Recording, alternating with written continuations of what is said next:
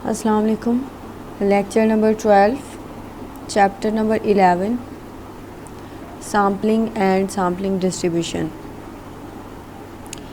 इससे पिछले लेक्चर में हम लोगों ने क्वेश्चन सॉल्व किया था सैम्पलिंग डिस्ट्रीब्यूशन का, और हमने सैम्पलिंग टेक्निक्स जो यूज़ की थी विद और विदाउट रिप्लेसमेंट यूज़ की थी, और सैम्पल साइज़ 2 के साथ क्वेश्चन किया था। ठीक है, तो लेक्चर नंबर 12 में क्वेश्चन सॉल्व करेंगे विद रिप्लेसमेंट के साथ, विदाउट रिप्लेसमेंट के साथ, और सैम्पल साइज़ जो होगा वो 3 होगा। एग्ज़ाम्पल है 11.3। A population consist of 4 numbers 2, 4, 6, 8। Population size 4 है और 4 जो पॉपुलेशन गिवन है वो है 2, 4, 6, 8। Take all possible sample of size 3। हमने 3 सैम्पल साइज़ यूज़ करना है which can be drawn with replacement, without replacement from this population. यानी विद रिप्लेसमेंट से भी करेंगे और विदाउट रिप्लेसमेंट के साथ भी क्वेश्चन सॉल्व करेंगे, और उसके अलावा मीन और वेरिएंस फाइंड आउट करेंगे, sampling distribution in both cases, और देन रिज़ल्ट्स वेरीफाई करेंगे। पहले जो हम लोग केस डिस्कस करेंगे वो है विद रिप्लेसमेंट। सबसे पहले हम लोग फाइंड आउट करेंगे mean and variance of population in the same way as we have done in previous lecture. हम लोग मीन और वेरिएंस फाइंड आउट करेंगे पॉपुलेशन का। Population consist of 4 members, 4 elements 2, 4, 6, 8 and square it. सारी values को हम square करेंगे, then in दोनों को ऐड कर लेंगे। उसके बाद म्यू का फार्मूला लगाएंगे। म्यू का फार्मूला है summation x by capital N, that is equals to 20। यानी समीशन एक्स क्या है 20 divided by population size is 4, तो म्यू का आंसर आ जाएगा 5। सिमिलरली सिग्मा स्क्वायर का सेम वही फार्मूला यूज़ करेंगे जो हम लोगों ने प्रीवियस लेक्चर में यूज़ किया, summation x square divided by capital N minus summation x divided by capital N का होल स्क्वायर। उसके बाद कैलकुलेटेड आंसर यहाँ पे सब्स्टिट्यूट कर देंगे, और आफ्टर कैलकुलेशन सिग्मा स्क्वायर का आंसर आ रहा है 5। उसके बाद हम लोग मूव करते हैं पॉपुलेशन। उसी तरह से हम सारा डिस्क्राइब करेंगे क्वेश्चन को। Population is equals to 2, 4, 6, 8। Population size is denoted by capital N 4, और sample size is equals to small n, जो कि हम लोग यहाँ पे 3 यूज़ करेंगे। क्वेश्चन में गिवन है कि हमने सैम्पल साइज़ 3 यूज़ करेंगे। टोटल सैम्पल का फार्मूला जो हम लोग विद रिप्लेसमेंट में यूज़ करते हैं, कैपिटल एन की पावर स्मॉल एन, यानी 4 की पावर 3 हो जाएगा, और इसको सॉल्व करेंगे तो 64 आंसर। सो टोटल सैम्पल जो विद रिप्लेसमेंट के केस में ड्रॉ होंगे वो होंगे 64। अब ये 3 वाला ड्रॉ कैसे करते हैं, ठीक है। इसको ड्रॉ करने का प्रोसेस क्या है, आपका टोटल सैम्पल जितना आएगा डिवाइडेड बाय आप इसे कैपिटल एन कर देंगे, ठीक है। कैपिटल एन यानी कैपिटल एन आपके पास क्या है 4 से डिवाइड किया तो आंसर क्या आ गया है 16, ठीक है। इसका मतलब ये है कि 3 का जो सैम्पल आपने बनाना है उसमें हर एक element, first element 16 number of time repeat होगा, ठीक है। अगर आप इसको ऑब्ज़र्व करें तो ये कितनी दफ़ा रिपीट हो रहा है 16, ठीक है। 2 कितनी दफ़ा रिपीट हो रहा है 16 टाइम। अगेन आपने इसे कैपिटल एन से डिवाइड कर देना है 4, ठीक है। आंसर क्या आ गया, 16 को 4 से डिवाइड करेंगे तो 4। उसके बाद आपकी जो रेपिटिशन आएगी, ठीक है, उसके बाद जो आपकी रेपिटिशन आएगी वो आएगी 4 टाइम। अगर आप इसे ऑब्ज़र्व करें, पहले आपने 2 रिपीट किया कितनी दफ़ा 16 टाइम, फिर 4 रिपीट किया कितनी दफ़ा 16 टाइम, फिर 6 रिपीट किया 16 टाइम, देन 8 रिपीट किया 16 टाइम। अगर आप फर्स्ट कॉलम को देखें, उसके बाद रेपिटिशन आ रही है 4 टाइम, यानी आपने 2 को रिपीट किया 4 टाइम, फिर 4 को 4 टाइम, फिर 6 को 4 टाइम, फिर 8 को 4 टाइम। अब जब सारे आपके नंबर ख़त्म हो गए दोबारा से शुरू कर देंगे। 2 को 4 टाइम, 4 को 4 टाइम, 6 को 4 टाइम, 8 को 4 टाइम, देन अगेन इसी तरह से 2 को 4 टाइम, इसी तरह से आपने ये सारी रिपीटिशन कर दी।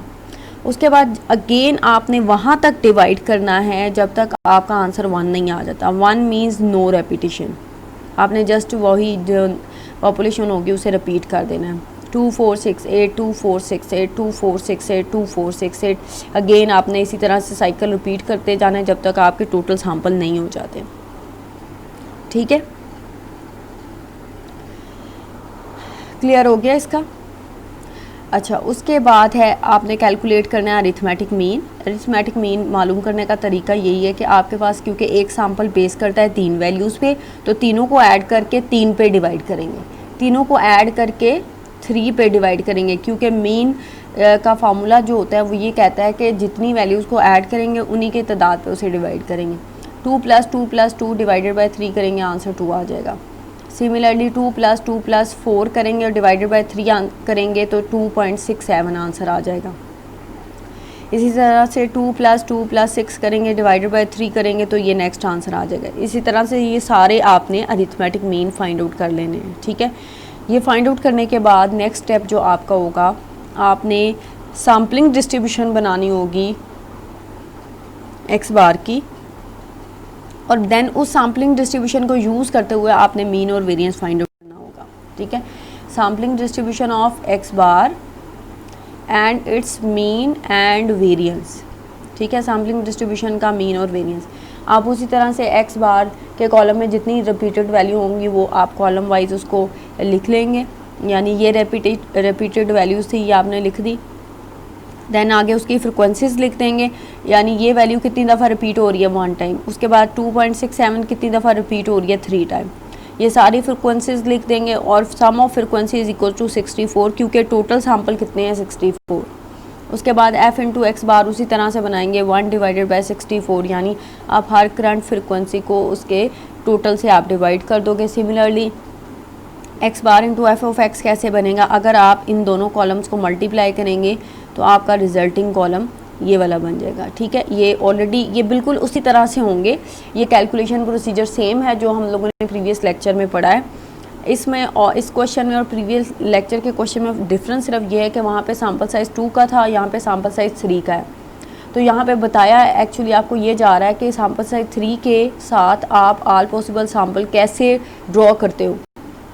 बाकी रिमेनिंग सैम्पलिंग डिस्ट्रीब्यूशन और उसके मीन और वेरिएंस का प्रोसीजर सेम है। आप ये कॉलम उसी तरह से फाइंड आउट करोगे, उसके बाद इनको कॉलम वाइज टोटल कर लोगे। टोटल करने के बाद आप म्यू एक्स बार फाइंड आउट करोगे, जिसका फार्मूला ऑलरेडी हम लोग डिस्कस कर चुके हैं। और 5 after calculation 5 is the answer of the mean of the sampling distribution of X bar. Sigma square x bar का फार्मूला सेम, वही हम लोग पहले वाला यूज़ करेंगे। After calculation your answer is 1.67। उसके बाद वेरिफिकेशन की तरफ आते हैं। Mu first verification mu x bar is equal to mu, और इसको अगर आप ऑब्ज़र्व करें तो म्यू एक्स बार का आंसर भी 5 आ रहा है और म्यू का आंसर भी 5 आ रहा है, तो फर्स्ट प्रॉपर्टी वेरीफाई होगी। Second property sigma square x bar is equals to sigma square divided by n. Sigma square का आंसर क्या है 5 और n क्या है 3। इसको 5 को 3 पे डिवाइड करते हैं तो 1.67 आंसर आता है, which is the variance of the sampling distribution of X bar. तो आपकी सेकंड प्रॉपर्टी भी वेरीफाई हो गई है। अब हम लोग मूव करते हैं नेक्स्ट पार्ट की तरफ विदाउट रिप्लेसमेंट के साथ। सेम क्वेश्चन है लेकिन विदाउट रिप्लेसमेंट के साथ उसी तरह से पॉपुलेशन को डिस्क्राइब करेंगे। Capital N is 4, small n is equals to 3, और यहाँ पे जो टोटल सैम्पल ड्रॉ करने का फार्मूला है वो चेंज होगा विदाउट रिप्लेसमेंट की वजह से। Capital NC small n 4C3 4C3 calculator पे फाइंड आउट करेंगे तो आंसर आएगा 4। अब कम्बिनेशन में आपने विदाउट रिप्लेसमेंट में आपने जो टोटल सैंपल ड्रॉ करने हैं वो है 4। अब ये 4 सैंपल आपने ड्रॉ कैसे करने हैं, ठीक है, इसका तरीका देख लें। तरीका इसका ये है कि फ़र्स्ट 2 वैल्यूज़ को फिक्स करेंगे, उसको तीसरी के साथ पहले एक दफ़ा लिखेंगे, फिर उसको लिखेंगे नेक्स्ट वैल्यू के साथ। इसी तरह से आप इसको रिपीट करते जाएंगे अगर आपके पास 5-6 वैल्यूज़ हैं जितनी भी, ठीक है। यानी 2 4 2 वैल्यूज़ फिक्स, उसको 6 और आगे जितनी भी वैल्यूज़ होंगी उनके साथ लिख लिया। लिखने के बाद आपने क्या करना है, उसके बाद आपने 4 को कैंसिल करना है। उसके बाद अगली वैल्यूज़ के साथ आगे नेक्स्ट 2 वैल्यू के साथ उसी तरह से 2 वैल्यू लेंगे और बाकी जो वैल्यूज़ होंगी वो रिपीट होंगी। अब यहाँ पे तो क्योंकि आपकी सिर्फ 4 को कैंसिल कर दिया, 2 और 6 को फिक्स करेंगे, तो उसके बाद क्योंकि सिर्फ 8 ही बचता है तो आप इसको जस्ट 2, 6 और 8 लिख देंगे। ठीक है, ये आपने तब तक प्रोसेस करना है जब तक आपकी ये 2, 4 और लास्ट वाली 6 बच गई थी। अब आपने क्या करना है, 2 को कैंसिल कर देना है।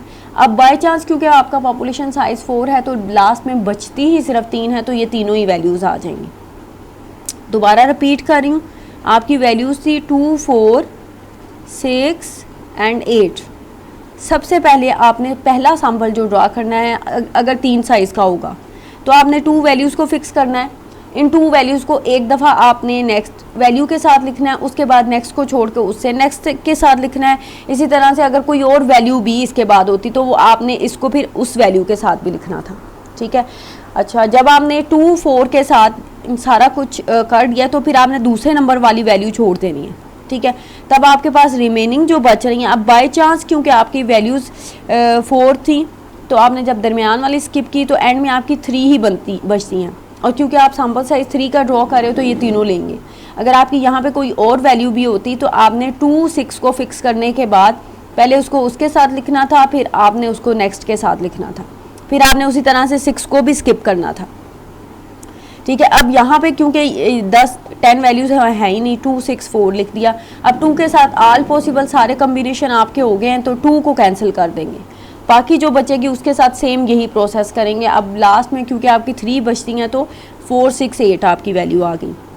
उसके बाद आपने x बार उसी तरह से फाइंड आउट करना है, 2, 4 इन तीनों को ऐड करना है और 3 पे डिवाइड करना है। ठीक है, ये 4, 4.67, 5.33 और 6 आ गया।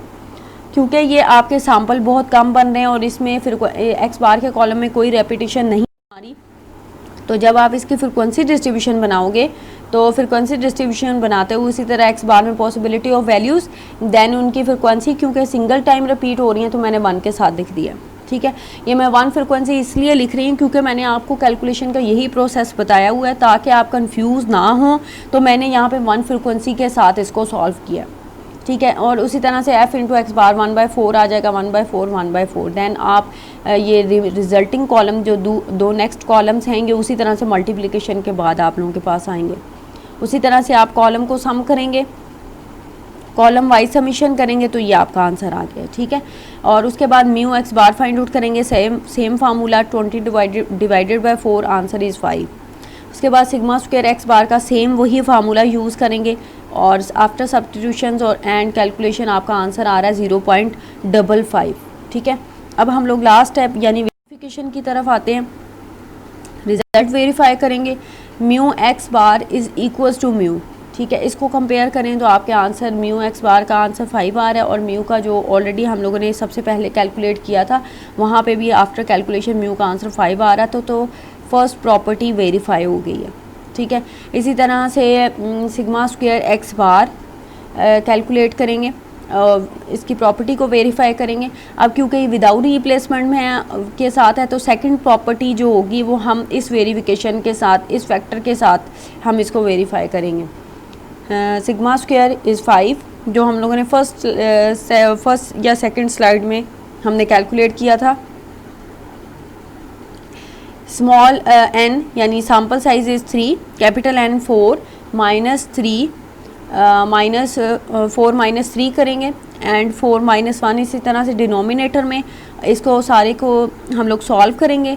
सॉल्व करने के बाद आपका आंसर आ रहा है 0.5556 which is approximately equal to this. ठीक है, तो हम ये कहेंगे second property is also verified, second property भी आप लोगों की वेरीफाई हो गई है। ठीक है, ये क्वेश्चन था विद और विदाउट रिप्लेसमेंट, दोनों केसेस मैंने यहाँ पे डिस्कस किए हैं। प्रोसीजर और मेथडोलॉजी वही सेम है जो हमने सैम्पल साइज़ 2 के साथ किया था, लेकिन सैम्पल साइज़ 2 और 3 के साथ जो डिफरेंस आता है वो आता है कि आपने सैम्पल कैसे ड्रॉ करने हैं, और सैम्पल ड्रॉ करने का प्रोसेस जस्ट दोनों में डिफरेंट है। बाकी सारी मेथडोलॉजी सेम है जो हम लोगों ने लास्ट लेक्चर में डिस्कस की थी, यानी सैम्पल साइज़ 2 के साथ और सैम्पल साइज़ 3 के साथ सेम वही प्रोसीजर हम लोग यूज़ करेंगे, लेकिन सिर्फ डिफरेंस ये है कि आपने यहाँ पे सैम्पल सेलेक्ट करने का प्रोसीजर जो है वो डिफ़र करेगा जस्ट। उसके बाद होमवर्क में आते हैं। ये सारे एक्सरसाइज के क्वेश्चन हैं जो मैंने मेंशन किए हैं, ये सारे सैंपल साइज 3 के साथ के क्वेश्चन हैं, यानी सैंपल साइज आपने 3 के साथ विद में भी है, विद रिप्लेसमेंट के साथ भी क्वेश्चन है, विदाउट रिप्लेसमेंट के साथ भी क्वेश्चन है। तो इनको आप लोग प्रैक्टिस करें और जो भी आप लोगों को कन्फ्यूजन होती है वो मेरे साथ फिर आप लोग डिस्कस करें।